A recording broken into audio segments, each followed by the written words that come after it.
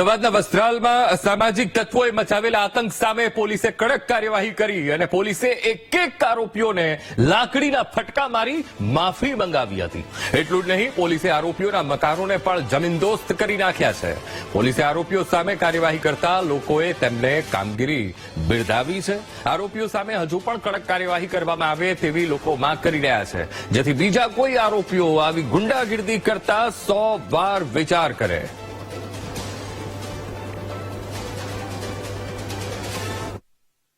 કાનૂની વ્યવસ્થા ખોરવાઈ છે એટલા માટે કારણ કે વસ્ત્રાલ વિસ્તારમાં 24 કલાકમાં બે એવી ઘટના કે જ્યાં અસામાજિક તત્વોએ વિસ્તાર બાંધમાં લીધો, લોકોને ભયમાં મૂક્યા અને તે બાદ પોલીસ એક્શનમાં આવી અને આજે આતંક ફેલાવનાર લોકોને જાહેરમાં જ એ પ્રકારની સજા પણ કરવામાં આવી છે ને ગેરકાયદેસર બાંધકામ તેમના તોડવામાં પણ આવ્યા છે।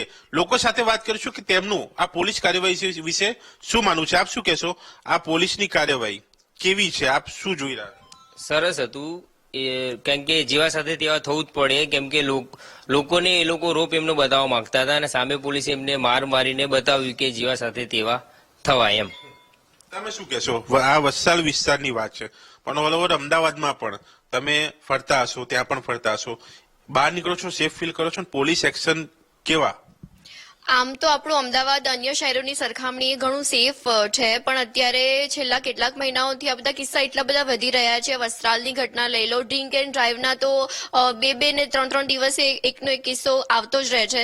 તો એવું થાય છે કે ઘરે નીકળ્યા પછી સેફ ઘરે પહોંચીશું કે નહીં પહોંચે, આપણા ઘરના લોકો બાજે છે પહોંચશે કે નહીં પહોંચે, અને બહુ જ અત્યારે જે સામાન્ય જનતા છે એમને તકલીફ પડી રહી છે।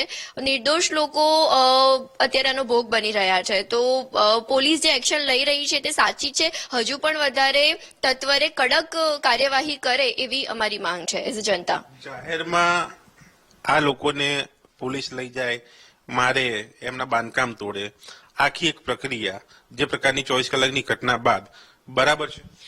વિડીયો જોયા ત્યારે ચોક્કસ એવું લાગતું હતું કે ક્યાંક ને ક્યાંક નિર્દોષ લોકો ફસાઈ રહ્યા છે આમાં, જે લોકો આનો ભોગ બન્યા અને આ જે કંઈ પણ તત્વોએ કર્યું, આજે એમના ઘર તૂટી રહ્યા છે, એમની પાછળ એમના પરિવારજનો પણ હેરાન થઈ રહ્યા છે।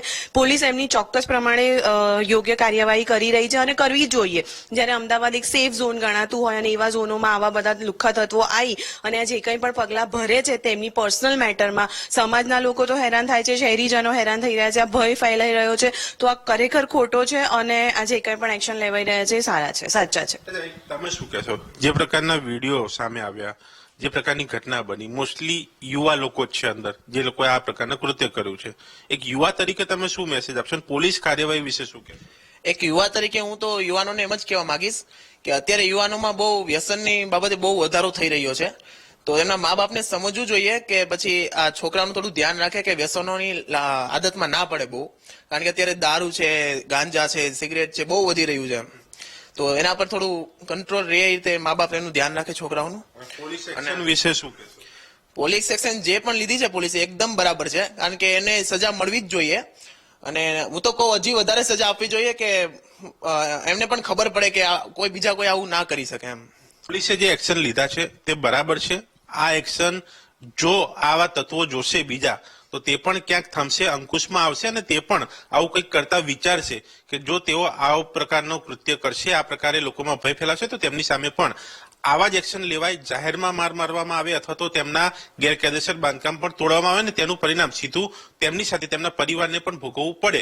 એટલે કે આ એક દાખલો બેસાડ્યો છે પોલીસે, પણ હજુ પણ લોકો માંગ કરી રહ્યા છે કડક કાર્યવાહીની, કડક એક્શનની, જેથી કરીને લોકો આ પ્રકારના કૃત્ય કરતા ડરે, તેમને પણ ભય લાગે અને તેઓ પણ ક્યાંક રોકાય અને કંઈક વિચારે પોતાના માટે, પોતાના પરિવાર માટે। કેમેરામેન રાજેશ કબીર સાથે દર્શક રાવલ, વીટીવી ન્યૂઝ, અમદાવાદ।